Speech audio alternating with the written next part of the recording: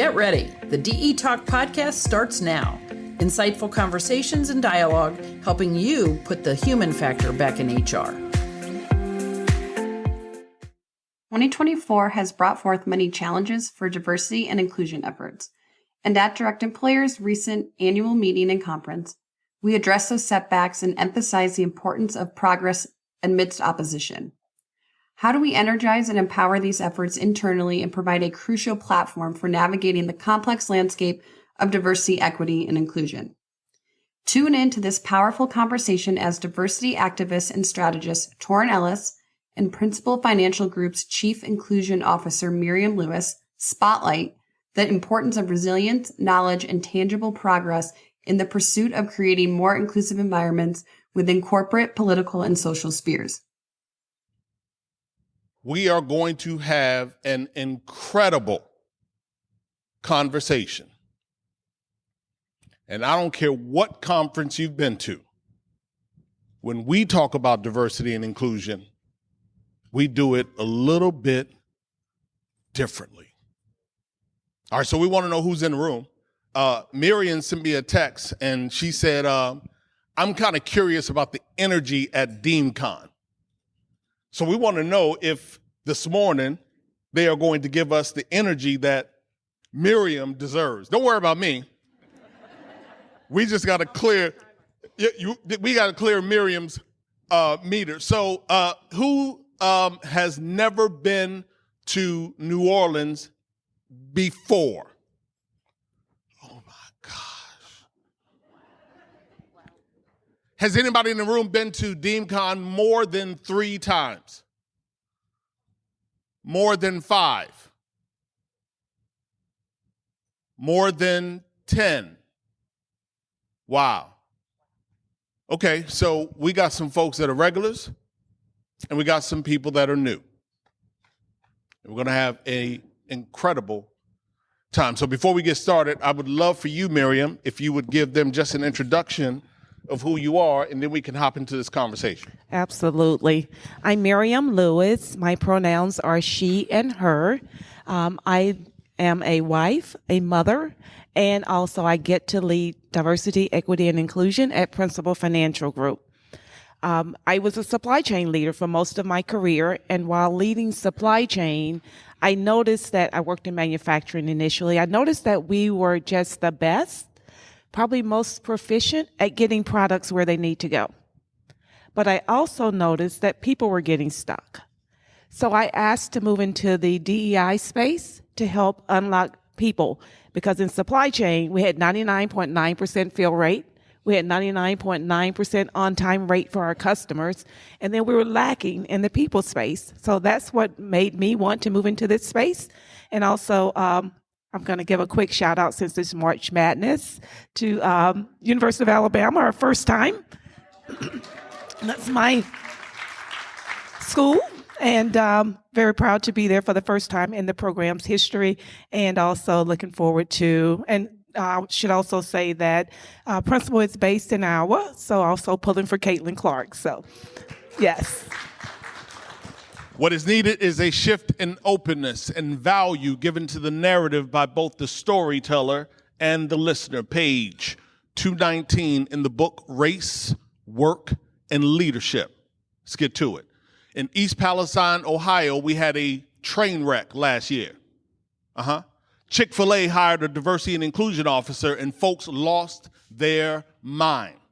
Budweiser decided that they wanted to do a commercial with a transgender influencer, and trust me, when they felt like they had a little bit of traction, they said, we're going to push a little bit harder. We're going to be disingenuous and denigrate diversity, equity, inclusion, and belonging. That's what they did. I'm just giving you the story. You don't have to blame me. I'm just reporting the story. That's what they did. Last week, the Attorney General, Ken Paxton, in Texas, decided that he was going to open up an inquiry into Spirit Aerosystems because of the Boeing accident. I'm cool. Let's look at it. But what he said was, I'm also going to go to Spirit and ask them for their paperwork and conversations around diversity and inclusion, because I suspect that they were more focused on D&I and not the safety of their planes. We had a bridge fall in my city, 1:30 in the morning. Horrible accident. People lost their lives last week in Baltimore City. And when we woke up on Thursday morning, we had people saying Baltimore's DEI mayor. I'm gonna try it again because y'all acting like you don't hear me. We had a horrible bridge collapse in Baltimore City. 6 people fell into the water, 7. I believe 1 body has been captured. The rest are still missing. And we had people on Thursday morning saying Baltimore's DEI mayor. You're playing like you don't hear me. We got a problem. We have a problem, and it requires every single person to be on deck. And so, Miriam, my first question comes from someone who might be sitting in the audience. And what they said was, we have a leadership team that doesn't really have a strong degree of committed focus. They kind of get scattered and pulled in different ways. What would you say to that leadership team about the power, the criticality of D&I? That's an excellent question. And I, first and foremost, I woke up, and I'm sure most of the world woke up with Baltimore in mind on that Thursday morning. So we definitely kneel in support and in solidarity for the Baltimore community and other communities who have been impacted as well. So thank you for mentioning that. As Torin said, DEI is definitely under attack. And anytime you see these types of stories get attached to DE&I, you understand that there is a script and there's a narrative that is being advanced. So back to the question itself is, if my leadership team is not connected or not committed to diversity, equity, and inclusion, the first thing I would do is, I don't know if I would tell them anything, I would first seek to understand. Where is that resistance coming from? What is their understanding of DE&I? And once I determine that, and let me tell you a quick story because I fell into that trap some years ago. So basically, I was working at a company in manufacturing, and I was told that if I could get this particular leader on board with DEI, that I would be a rock star. So what I realized was that when I met with this leader to understand the resistance, and not stating it in that manner, but to understand how I can gain his support for D&I, what I started with was family, to understand it, taking the conversation somewhere he didn't intend for it to go. So I wanted to understand what was his reaction to being excluded. I knew that at some point in his life, he must have been excluded from something, because we all have, right? He immediately started to share with me about how his in-laws excluded him and how hurt that was for him, how hurtful that was for him. As I understood that, I realized that the word diversity for him was a showstopper. And I began to lead with inclusion from that point forward. Words matter, but I don't necessarily care what you call it. It's about how do we advance the work itself. So by turning our strategy from diversity, equity, and inclusion to a global strategy, being inclusion, and then the outcomes that I expect are diversity, equity, problem solving at a faster pace, innovation, and everything else that comes with having this environment. But it's really about awareness. It's about education and making that personal connection to find out how you can get someone on board to support it. And I would also say that I wouldn't necessarily approach the entire leadership team at once. I think the one-on-one conversations and understanding where you need to go first, second, and third is extremely important. I also, people are in different places along the journey.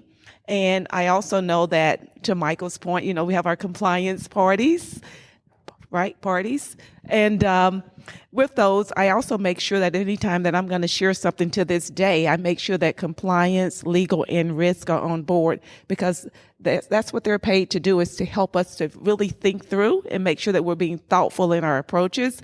So those are the folks that I talk to today, and those are my friends that I party with, to make sure that we're going to be at the dance past midnight. Yeah, absolutely. And I love the fact that you said you sought understanding first. Mm-hmm. You tried to pick an area where you felt like there was a degree of connection. Have you exercised that same discipline, that same activity as it related to other leaders inside of Principal? Because my assumption is that he may not have been the only one that required a bit of cajoling, a bit of pushing. And I don't mean that in a negative way. Absolutely. But it just required a little bit more. And might I add, Miriam, that because a person resists doesn't always mean that they are racist. That's right. Cool with that?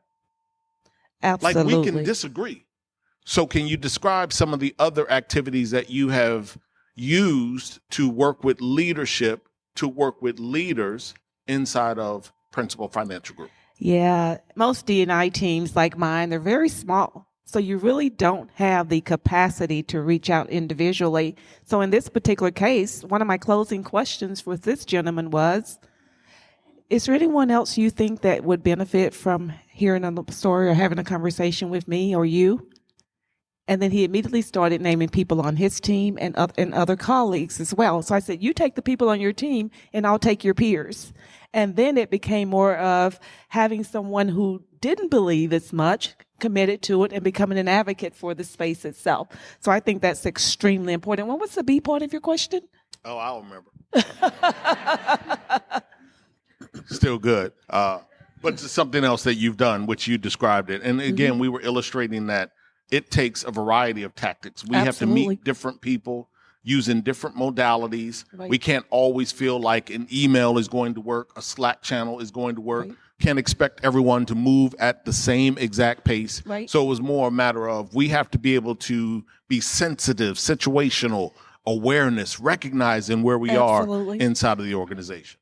Absolutely. Yeah. And that's so important. The journey is long. It's I call it a marathon, a 26.2 mile race, and folks are at different places. Some are at the starting point, some are at the 0.2 mile marker, and some are probably at the 12 mile marker, but there are probably very few people and groups or companies that are past the 12 mile marker. So while we're making considerable progress, we still have a long ways to go. In the beginning, Miriam, did you struggle in any way? Like, did the organization experience a misstep, maybe even a catastrophic misstep? Yeah. So at Principal, I would be remiss if I didn't say that Principal has been committed to diversity for a very long time. Yes, we're located in Iowa in the Midwest, but back in 1978, Principal added its first Black person to its board of directors, added its first female the very next year. So what I would say is that we were doing the work before it was popular to do the work itself, because companies are now throwing parties for doing the same thing. So I would say that the struggle at Principal was more around, how do we expand this work to other dimensions of diversity and take it further down into our organization itself. So it came by way of making sure that there was good awareness, bringing people along the journey, and then really getting a shared definition of diversity, equity, and inclusion so that everyone understands not only just how we think about it, but what's our strategy and what's our approach. So we define diversity as it's everything that I am, and more importantly, it's everything that I'm not. We want it to be a very humbling definition so that people understand that we need each other, that we cannot go on this journey by ourselves. And then we define equity as giving people what they need to succeed. And we use examples like our on-site daycare center. People can easily get behind the fact that our on-site daycare center is not for everyone. It's for those who need it. And that equity works in that same way. And then we define inclusion as a deep sense of belonging or feeling at home. And then lastly, it's about how do we bring those three things together to create value for our organization. and not only creating value for our organization, making sure that our approach and our strategy and everything that we do is tied back to how we're going to accelerate business growth, how we're going to increase business as well, grow the business. So a lot of the work that I do, spend 40% of my time, not just in the people processes, but working with our clients and making sure that our leaders call our team the differentiator. This I can't think of what else it is, but we call our team the differentiator because we're the ones in the room that are serving as executive sponsors for our RFP processes and making sure that our clients understand what our culture is like, what it is to do business with Principal, and how we're making progress in this area. So I want to go back to the question that I asked, not because I'm trying to put you on the spot, but what people, I believe, tend to forget is that we do make some mistakes, even in our most earnest of effort. Even in our most authentic of time, we do make mistakes. Absolutely. And it happens. And sometimes we have to absolutely apologize and be accountable for those mistakes. So I want to go back to the question, have you and or the team ever approached a project, put forth an effort, designed an initiative, looked at some operational shift? Have you done anything where it actually did not unfold the way that you wanted it to unfold? And if so, what may have happened? Yeah, so I would definitely say that my team and myself, we make mistakes often. Y'all see what happened there? So now now she answered the question, so I'm good. She was trying to get by that joint, but I got Miriam. It's all good. Yes, Go ahead. so we make mistakes, and typically our mistakes are not in our strategy. It's in the execution of the work itself. So we forget connecting with certain stakeholders as we should. That's probably the most common mistake we make, and making sure that we have that communication panel, that communication chain tight. Typically when someone, let me just back up a little bit because it's probably helpful to understand that we have a lot of rigor in our diversity, equity, and inclusion processes and in the execution of it. We also have the same degree of rigor in our business processes. We just went through, not just, but maybe 2.5 years ago, we went through an activist analysis of our business. And that has made us much more rigorous in how we approach all of our work. So we get questioned a lot about the execution mistakes that we make. We get questioned a lot about, hey, what is it that you're trying to accomplish? What will be the outcomes of the initiatives or the solutions that you're putting forth? And then we make sure that we are using data to make sure that we're making that progress. But yes, we do make mistakes. It's typically on execution. And when you make a mistake, if you do exactly what you said, you acknowledge the mistake that you've made, not try and cover it up, and move forward with it, then it typically works out well. Has anyone in the audience ever attempted something in their organization and possibly made a mistake? Just curious. Throw them up real high so we can see them. Yeah, we can talk about that a little bit later. And I'm serious because I want to make sure that when you are in the work of doing D&I, that you are not capitulating and or taking a posture of retreat just because you've made a mistake. Trust me, I have been excoriated online by various communities because I've taken a position that I thought was allyship, that I thought was favorable, but people from the community did not feel like I was being a good ally, that my comments were favorable, and I have been taken to the woodshed on social media. And in the beginning, when I was a little younger, I was offended by that. And it took some time for me to understand that it's not personal. I have to understand, and I love your definition. It's all that I am, and more importantly, all that I am not. I love that. When you all think about, go ahead. I'm sorry. I want to go back to the mistake piece because I do think that's extremely important. And I think that when we make mistakes, as we make mistakes, that's where we learn the most. So I can tell you, I can recall the mistakes that I've made and the mistakes that others have made because I focus on what did I learn from making the mistake and not so much of, what I lost as a result of making the mistake. So I think that embracing making mistakes is really powerful. And I think that if we can embrace making mistakes more and take time to reflect and learn from those mistakes, is where we really make the progress. Absolutely. Yeah, so either we win or we learn. Yeah, we win or we learn. Yeah, we got a video, don't we? We do. I think we got a video. So did you have a chance to look at that video? I did. What did you think about that? Well, the audio. What did you think about that? Well, I thought the audio was perfect. I guess that's what you want me to say because you're in it. It was really, really good. It's the best audio I've ever seen. It was informative. It was thought-provoking. I'm just honored to be here with you today. How about that? Hey, but listen, I want to actually set it up a little bit differently. Miriam, you didn't have to do all that. I want to set it up a little bit differently. But Candy, this message is for you. I was holding this for a couple of weeks. This is from Mr. Aaron Braddock. I'm reading the text. Am I reading the text? I'm reading the text. Aaron Braddock, he says, I really hate to miss DeanCon. Let them know I want my seat back next year. All right. So I just want you to know that he wants to be here. Aaron Braddock is actually in this video, audio clip, 2 minutes and 45 seconds. We talked last year, and I made some mention around Band-Aids and sprinkling fairy dust on D&I and people trying to make it better by just doing these little things. And Aaron's example was it being on a treadmill. And we appreciated it so much that we wanted to bring it back this year. Roll the clip. You know, being newish to it, what I've seen over the last 3 years, and I don't think it's intentional, there's a lot of activity. I think, you know, to use a little slang, I think people are out doing all the things.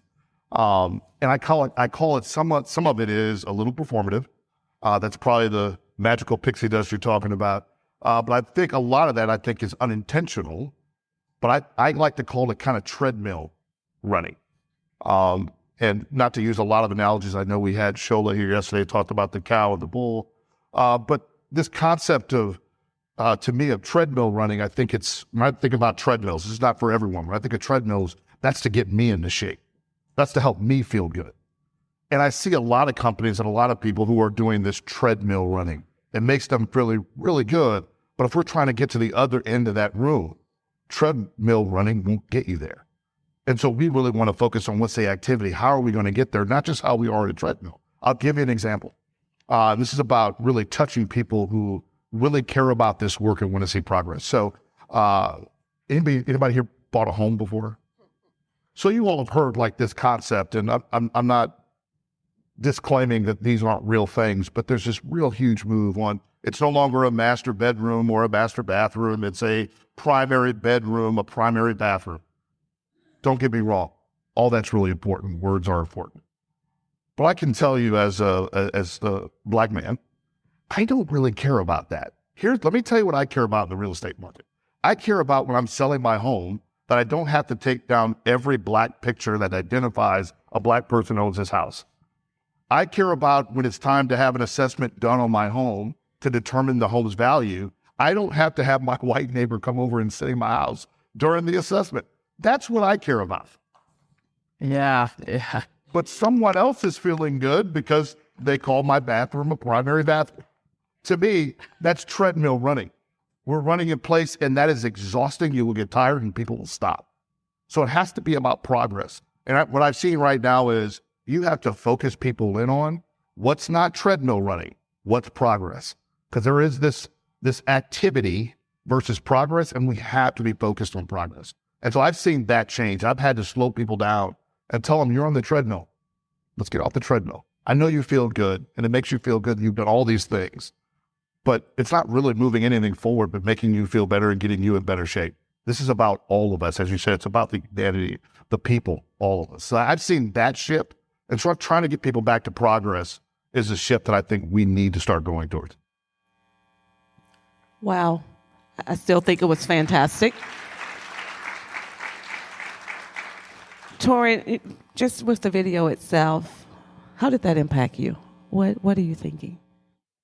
Yeah, I got to tell you, I was talking to Tim on Monday, yesterday when I arrived, Monday, whatever. And Tim's sitting in the back of the room. And I've shared with people often because I feel like if you are going to be in the space of diversity and inclusion, there are 4 words that you will ebb and flow through: empathy, intentionality, proximity, and transparency. Empathy, intentionality, proximity, close, and transparency. And so when people ask me, how are you? I want to be honest and transparent. I am frustrated.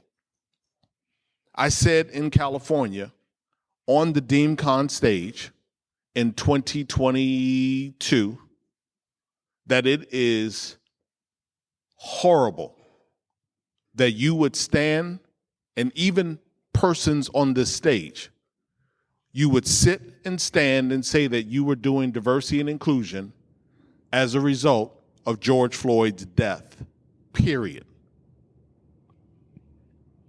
And I got on the stage in 2022 or 23, whatever it was, and I said, you should be ashamed of yourself if you are at an organization and you are saying that you are doing D&I because of the death of George Floyd, period, and not have a continuation statement.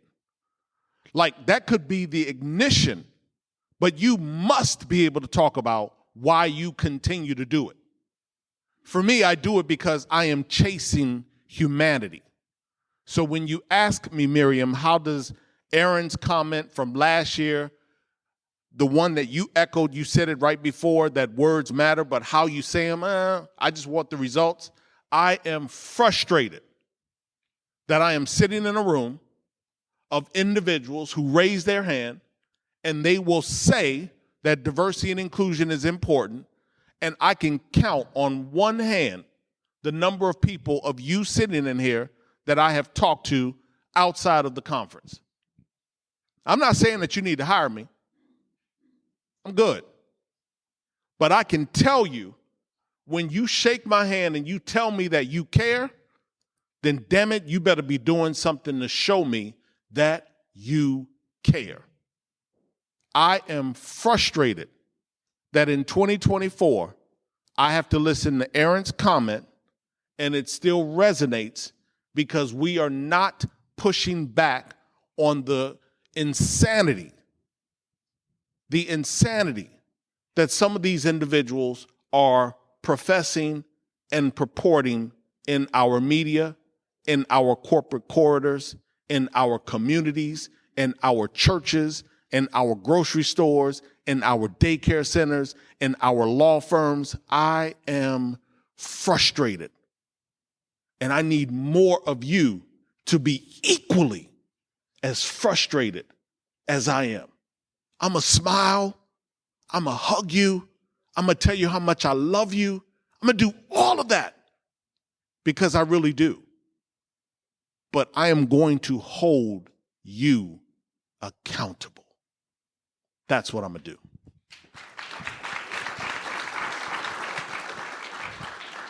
The meaningful progress is so important, and I think I'll share maybe a little bit about some of the results and outcomes that we've been able to achieve at Principal by making some systemic changes within our processes. And basically, my bias is around embedding inclusion into our processes and not adding new processes to do this work. So with our people process, that's our compliance training. We talked a lot about compliance. We've embedded our voluntary self-ID process into that work by embedding it into our annual compliance training. Then more people are self-IDing. And not only that, we promote it during our ERG events. So for people with disabilities, over the last 5 years, we now have 353% more people identifying as a person with a disability. For veterans, we have 111% more people identifying as veterans. So that's one way that you can not be on the treadmill, but driving some meaningful progress, because when they identify, then what's helpful for us is that we're able to make sure that we have the supporting mechanisms within our benefits program and other ways to further engage employees. But we talked a lot about the lack of progress, and I don't think we can move too quickly from that either, Torin. So what do you think this is a question from the audience, so what do you think is the driver? Why is there such a lack of progress in this space? I talked about some of the progress, and there are areas that we can drive improvement in as well, but overall for corporate America. So personally, I believe that it is a I don't even know the cute word that I'm trying to find right here in this moment, but it's a number of things. Number one, I believe that we have lackadaisical leadership. I think that if we are inside of organizations that have leaders, I'm speaking specifically of the CEO, definitely of the C-suite, senior leadership team, executive leadership team, and then hiring managers. If we are inside of organizations where leadership has not made a declarative statement that diversity and inclusion are important to the organization, I think that we are in the wrong organization. And I feel like those organizations are the ones that are going to struggle in terms of building high-performing teams as we move forward. That declarative statement does not need to be external facing. I feel like at minimum, every employee inside of the organization needs to know where their senior leaders stand. And I think that has been missing in far too many of them. And or if it's present, it's a little lukewarm. It ain't hot. You got that glass right there because you wanted to keep your beverage warm. Am I right? You don't want it to be cold, watered down. Talk to me. Yep, indeed. That's right. Talk back. Number two, I believe that we are not doing a good enough job in our organizations of allocating resources, headcount, and dollars. You know, we are putting people in place, saying for them to do D&I, but we are doing it without zero budget. Let me give you all a statistic. Not even a statistic. March of 2019, it was a report by Russell Reynolds, major executive staffing firm, major, like a $400 million staffing firm. And I know this because they did a report and it said, finding our next chief diversity officer. And then they went in and talked about how diversity officers are underfunded and all of this other stuff. And I'm looking at myself like, well, yeah, we get it. But you continue to go into these organizations representing your firm, and you are not trying to push leaders to allocate resources. So you have to be willing to put dollars behind what's important, and you must put people in role that have the acumen to deliver on the business methodology as well as the social imperative. I cannot tell you how detrimental it is to go into organizations and find them having someone leading the D&I effort that is emotionally charged only, lacking the acumen. And so when we do that, we are doing that and disrupting the progress of D&I. So lack of a statement, lack of resources, and then last but not least, leaders not holding people accountable. That's the bottom line. And I'm going to be real quick with this. I always tell people, if you want to the young people in the room, you recognize this, this is the play or free game. That's young people's talk, Miriam. I'm not young. Free game. If you want to hold people accountable, all you have to do is one thing, and it doesn't cost you any money. Every single person in this room, you ask every employee in your organization, what did you do to support that leader's declarative statement? You see what I did? Declarative statement, resources, holding people accountable. On everyone's performance appraisal, you ask one question: what did you do to support the leader's diversity and inclusion missive? And some people are going to say, I ain't do anything. That's cool. If you report to me, we're going to work on that. I'm going to try to figure out why you didn't do anything. Maybe you didn't have the confidence. Maybe you felt like you were too new. Maybe you don't feel like you have the cachet in the community. Whatever the reason, I'll try to find out why didn't you do anything. Some people don't do anything because they don't care. And it's my goal to make sure that I root them out of the organization and make space for somebody else who cares about what's important to our executive leader and myself. So it's really simple. Declarative statement, resources, holding people accountable. That's, to me, why we haven't made the progress that is deserving. That's fantastic. You said a mouthful, Torin, and I probably would offer a couple of, was that not right to say? I'd probably add a couple of more things to that because there are probably, you all have acknowledged that we have different companies in the room and we're in different places along the journey. So maybe, a couple of more things to offer would be fear. And it really goes back to the question that you posed to me earlier that came from the audience. So fear. I love that Joyce Myers defined fear as false evidence appearing real. And once we understand that most fears, 90% of fears don't come true, then people are willing to lay them aside and try a very thoughtful approach. So really meeting people where they are on the journey. And if it's fear, studies still show today that fear is one of the things that's impacting the progress in this area. And then I think we have to take accountability for it as well as D&I leaders.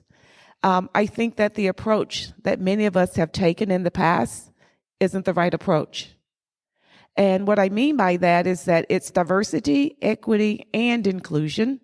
And many of us take it as diversity, equity, or inclusion. And that matters tremendously. We have to run parallel paths, or otherwise we'll be on that treadmill. If we're just focused on diversity, we're opening the front door wide open, and the back door is wide open too for talent to go back and forth. And our recruiters in the room know that to be true as well, because you're constantly recruiting. So I think that making sure that we're not just hiring for diversity, but also retaining for diversity, developing for diversity is extremely important. So Miriam, I want to stay there for just a moment. When you say the front door is open, the back door is open, I love that Boolean operator of or. I'm a recruiter. I heard Mike asking about recruiters. Let me tell you something. We are important. Yes. I love us, Mike. Let me ask you this question. When you talk about that swinging door and it being important, where does the forensic discovery of D&I in all of the value, let me ask it differently. How important is it for us, Miriam, to explore how that D&I is being explored in all of the value points, meaning recruiting, employer branding, supplier diversity, corporate social responsibility, learning and development? I can go on and on and on. Is it critical that we do it through the entire organization, or would you say that we can make way by just looking at talent acquisition? It has to be pulled through the entire organization. We put too much pressure on a talent or acquisition function, and we don't hold leaders accountable for the equity and the inclusion part of it. And that's where we're not able to retain talent. So they're all equally important. One is not more important than the other. And making sure that and the way that we do that is through what you just talked about. It's accountability, right? It's how are we holding leaders accountable for all three? And we have 3 measures across all of those vectors to make sure. And we also, at Principal, tie it to the short-term incentive, not just for leaders, but for all employees. Because inclusion is not just up to the leadership team, but it's who I'm interacting with on a given day.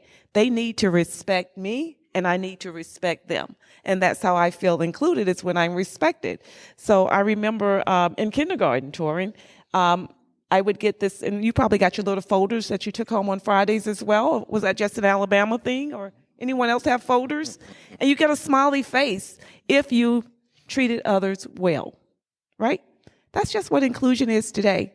I recall just a couple of years ago, my mother asked me, "What do you do at work?" And I went through this long spiel about embedding things in people processes and all of this. And she said, So you get paid to teach people to respect each other. That's right. And that's really what it's all about. So it's really about respect and how we're going to do that. And we've been taught it for a long time, but now it's a matter of just embedding it in every phase, every aspect of our lives. I'm probably going on a rant right now, but I'm going to continue. That's right. So, that really bothers me when we are, and that's basically what we're doing. When we're doing our self-assessments, we're looking to make sure that people are being respected in our promotion systems. We're making sure people are being respected in our talent hiring practices. So all of this boils down to treating people the way you want to be treated and getting that smiley face at the end of the day when it comes to how well we performed. So I stay in the news, and I want to read this to you because I don't want the good congressman to find out that I said on the stage at DeemCon and I misquoted him. So if someone is from this beautiful state, tell the good congressman that I read his quote exactly the way that he said it. Congressman Greg Murphy introduced the Embracing Anti-Discrimination, Unbiased Curricula, and Advancing Truth in Education Act. Now I'm gonna tell you how he got cute with that, because then after all of that, he put educate in parentheses. See, that sounds less threatening. You got it?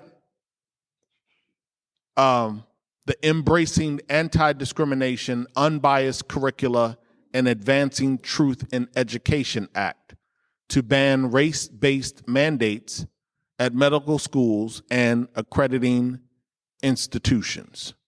If you read further into the act, what he is saying is that at schools, they will not get any federal funding if they have any diversity and inclusion offices or program managers or some other title. This is going to have a huge impact, and not just in that great state, but across these United States. I don't want you for one moment to think that I am against a political party. I'm not. I'm against anything that is an assault on humanity. That's what I'm against. And so, Miriam, I'm wondering, from your perspective, what are the short and long-term ramifications of our traversing through this particular climate? Yeah. First, let me acknowledge how sad that is, because education is important. And when we're educated about something, we're likely to change our behaviors, and we're likely to drive different outcomes based on being informed on anything. So the short-term impact, I'll just be honest with you, it's the frustration of it, the agony that comes with it, and also the fact that some companies are going to reverse efforts with this work. What I do believe to be true is that from a long-term perspective, those companies won't be around in the come another 20 plus years. So I think that it's a short-sighted decision to not move forward with this work and make sure that you're leveraging it to drive good business outcomes. So I think that what's important here for the professionals in this room is to say, stay the course. Don't quit. Make sure that you are being thoughtful in your approach around this work. Because you can't have inclusion at the expense of others, right? When we say inclusion, it has to be about everyone. And we have to make sure that what we're putting forth is not just meaningful, but it's also lawful. And if we take that approach, then the work that we're doing will be fine. I get to, in this party forum that we talked about earlier with compliance, risk, and legal, we get to have a lot of parties now. And we go through our inclusion processes. And going through those processes, we're making sure that they're just that. They're meaningful and they're lawful, and that they can withstand reasonable scrutiny. And we walk out of those sessions. Julie is here. She runs our affirmative action program. She can really tell you that we walk out of there with a great deal of confidence, shared confidence, united confidence around the work that we're doing. So making sure that you're doing the right work and that you understand what your goals are, and that you are achieving those goals, and that also that you're setting your goals where you have a 50% chance to meet them and a 50% chance to miss them. That's the way we set our business goals. So we really follow a lot of those same principles in making sure that we're doing the work. But if we're not careful, if we're putting in treadmill type of solutions, progress is reversible, and you're going to see that happen. But if you're putting, again, systemic change, then you'll see continuous improvement. Before we hit our conversational descent, I want to look out into the room. Are there any questions from you all? I know, and don't feel like you can't stand up because I said I was frustrated and all of that. Listen, I tell you, I love each and every one of you. I open it up, but are there any questions that you all might have for Miriam or myself? And I really, really want you all to consider grabbing Miriam's intellect, her insight, her energy, her acumen, because she has done a wonderful job. I want you all to look at Miriam. Don't look at me. Look at Miriam. I'm about to say something that Miriam doesn't even know I'm going to say. I grew up in Davenport, Iowa. Look at Miriam. I grew up in Davenport, Iowa. And one thing that I tell the team, no matter where I go, I set the rules for how I show up and participate. I'm not trying to impress you. I'm just impressing upon you that I don't just take any speaking engagement. I don't just show up where I'm invited. And when I do say yes, you do it the way that I want to do it, or I'm not coming. It's just that simple. So when they reached out to me and they said that we want to put you in conversation with Miriam Lewis from Principal, I said, cool. Let me shoot my former girlfriend from high school a message. She used to work at Principal. I said, so tell me about Miriam Lewis.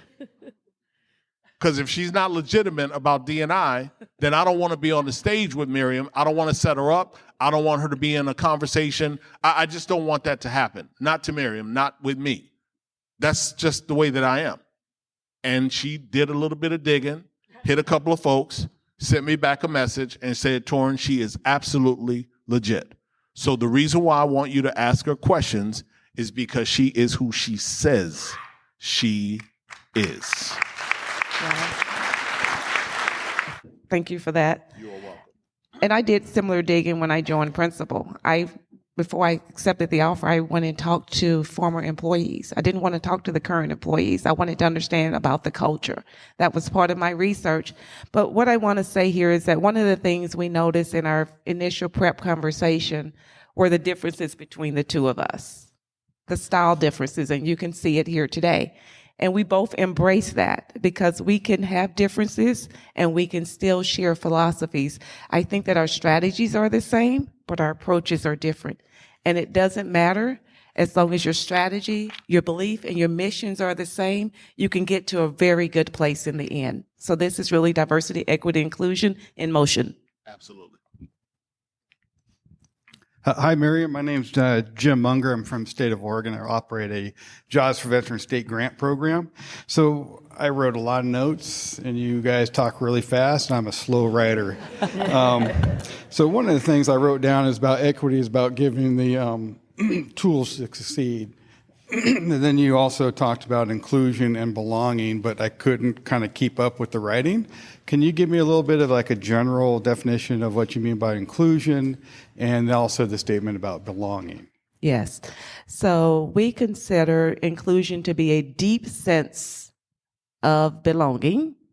A lot of companies define them differently, but we can define them both, and we believe that it's a continuum. That deeper sense of inclusion is belonging, said a different way. And I think that we try and keep it simple. There are some companies that have other words attached to DE&I as well. They're all helpful, but trying not to overcomplicate it. Let's get diversity right. Let's get equity. Let's get inclusion. And then we can move on to some other things, if you will. But when you bring all three together, it's really about valuing differences and creating value for your organization or creating value for the community. Thank you for that question. My name's Deanne. I'm with Direct Employers Association. Thank you so much for both of you being here. My question is for you, Miriam, since Torin told me to ask you, but it's really about something he said about the congressman. I know that it seems like in today's world, at least with me, that a couple people control a lot of what we do in a big space. But I have also heard, too, that a response that we can have with diversity inclusion is that for those universities or corporations that decide that this is not important to them, that obviously we have a voice by not attending them or also taking our business somewhere else. So I wondered what you thought about that in response to how that's impacting our country. Yeah, I really dislike the council culture without really deeply understanding, but relating back to education, since that's the focus of the question itself, I think that that it's a misstep, to be honest with you, and I think that it's a decision that is more politically charged than anything else, and I will have to be honest with you and say that it's hard, and it's not as hard as it's going to get. But the thing that will change is that we will learn to do hard well. We will be stronger as a result of it. And the thing, not only do we get to, I would say counsel and not do business with someone else, but it's really about voting. It's about making sure that not only you're getting out to vote, but that you're taking others to the polls as well, that you're encouraging others to vote as well. And the other thing that I would say is that companies don't get a vote. Right at the polls. They have a voice and they can influence policies, but at the end of the day, we have to make sure that we are helping others to vote and to help move and change the needle. Thank you, Miriam. I see one more on that side. Good morning. Good morning. I'm Tim. He is. Tim, ask your question of Torin, My please. No. I'm going to ask the question for both of you. Sure. All right. I operate in the military doctrine of the rule of three. I try to look at things in terms of 3 tasks, 3 takeaways, 3 achievement points, 3 goals, and then I move on to the next 3. What 3 do you want us to leave this room with? I'll go first. It's real simple. I'm going to give you some operational cover. I'm a military dude. All right? And I would have gone to the Marines, but I felt like when we did all of the research and they said basic training was going to be like 13, 14 weeks long. In the Army, it was like 10 weeks, 11 weeks long. Navy, it was 9 weeks. In the Air Force, it was like 6 or 7 weeks. And the pay was exactly the same. I said, I'm going to the Air Force. There ain't no need for me. There's really no need for me to crawl through the mud for 14 weeks. And it's the same amount of money, but I'm going to give you some operational cover. Empowerment. Strategic exploration, tactical execution. Empowerment, strategic exploration, tactical execution. If you have no voice, you are in trouble. And I can't empower Tim. You have to feel empowered. I can do everything that I can to inspire you, to develop you, resource, support you, make you feel like you can run through walls.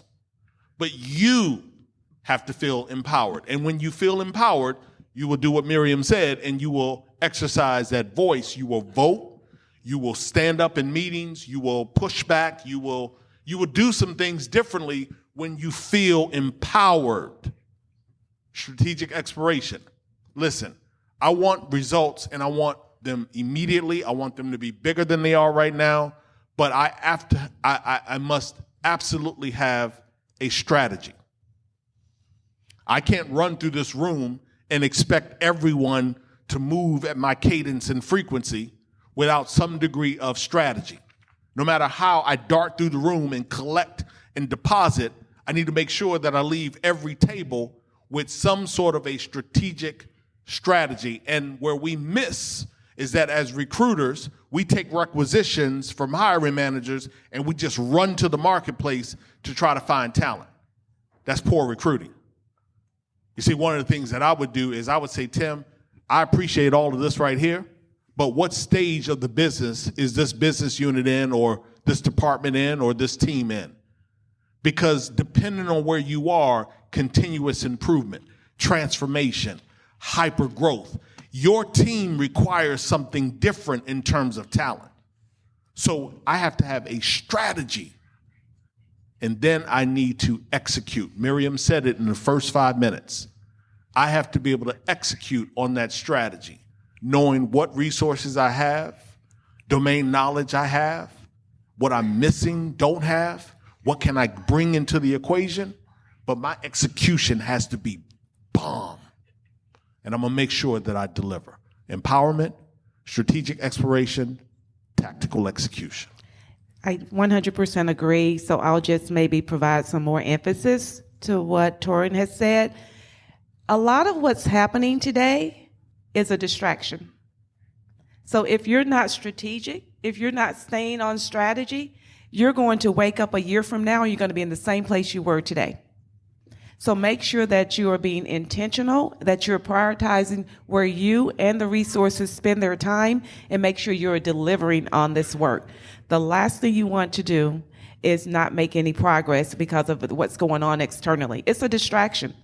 We have to deal with some of it, but make sure that you have a person focused on dealing with that, what percentage of time you want them dealing with those issues, or maybe even create a sub-team outside of your team to help with some of the work. But stay on strategy, make sure that you're intentional, and make sure that you prioritize what's most important first. Question up front.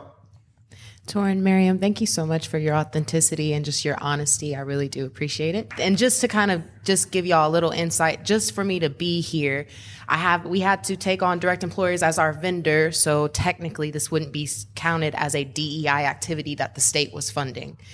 We are really facing a lot of challenges. So in a place where I'm at a public institution where I can't even use the words diversity, equity, or inclusion, aside from staying in the course, what advice or suggestions would you have to make sure our work remains intentional and we still have outcomes that impact the people we care about most? Yeah, I'll make this really, really quick, and we can talk afterwards and or post-conference. But look up something called Covering, Covering. Deloitte and Kenji Yoshino in 2014, they published something titled Covering. And Miriam alluded to it earlier, not using the same language, but she found that common ground. And I believe it's extremely important that we find a way to get all the individuals at your academic institution to see themselves in that axis so that we can have meaningful conversations. Covering, Covering, by Kenji Yoshino and Deloitte. It's an excellent read. I echo that as well. It's a very short read too, so take advantage of that. The other thing that I would add to that is go back to your core values and find common ground within your core values. Many companies' core values are do what's right, respect others, or something to that nature, and then just make sure you're tying that to making sure that you're respecting others. Thank you. Anchor the work to that. One more question, and I believe we have one in the back. Hi, thank you. Francesca Messiah, Buffalo, New York. I have to say, Kaleida Health, where I work, is very much part of DEI and doing the right thing. However, I'm very active in the community, and what I'm hearing a lot of throughout, we are up south. So no different from being down south to up south. What I'm hearing are people now saying, oh, we don't need DEI. We can just hire a consultant. And people are getting rid of DEI departments in Western New York. And they're now going, some companies, some not-for-profits, some profitable not-for-profits are now saying, oh, we can, and maybe you've heard this, that's why I'm asking this question. What do you do? What do you say when people are saying, we don't need a DEI person, we can just hire a consultant to do this? This work. Yeah, so, companies are taking that approach, and many of them are taking it because they have cover right now to take that approach because of the political environment. But I think that if companies are taking that approach, it's deeper than what do we say to them. It's how do we respond to that, not with our words, but with our actions. So we all know that inequities exist. So what approach are we going to take to address inequities? And, just having that conversation, making sure that the leaders understand the full impact of that particular decision. And a consultant could come in, right? I love consultants. They could come in, right, and help you to explain why you need a DEI organization and build it out so that it's sustainable. I think that DEI will exist there will be a need for DE&I as long as there are businesses, because we help make sure that the business imperatives are met. And there's nothing wrong with a consultant. That's the way that I operate. But I always operate, no, seriously, but I operate with the intention of getting an organization to understand that I am what you would consider fractional. What you consider to be a flex resource, but you would want to build your own center of excellence, and I can help you with that path of building that center of excellence internally. So good morning. My name is Nisha Christian Hendrickson. I am the Assistant Commissioner for the Virgin Islands Department of Labor. So my question is, and thank you for your presentation, it was excellent. My question is, what would you say for individuals who are in organizations where they say, we don't need DEI because we have one woman, we have one black person, we've met the standard, we're good, let's move on. What would your advice be to that? So I'm going to be really, really short on this one. We're going to defer to Miriam because we do have different styles, and the cameras are rolling. So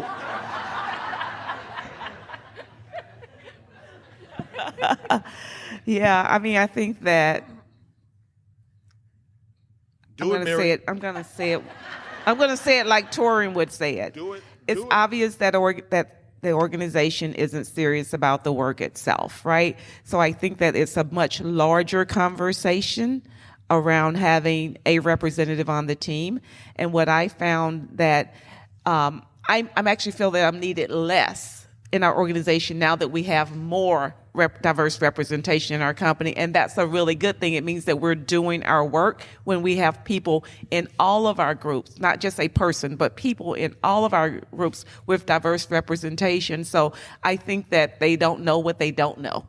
So I think that you have to continue to tell them, and also the people who are first in the door have to be wildly successful in order for people to want more diversity within their groups. So it's a weight that diverse people carry with them, is to make sure that you're not just doing the job, but that you're exceeding in the job itself.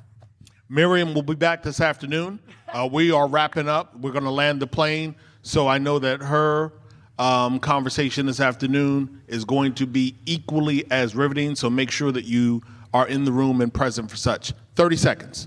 What do you want the room to hear from you before this afternoon?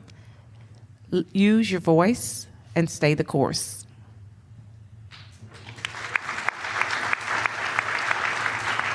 What about you? What is needed is a shift in openness and value given to the narrative by both the storytellers and the listeners.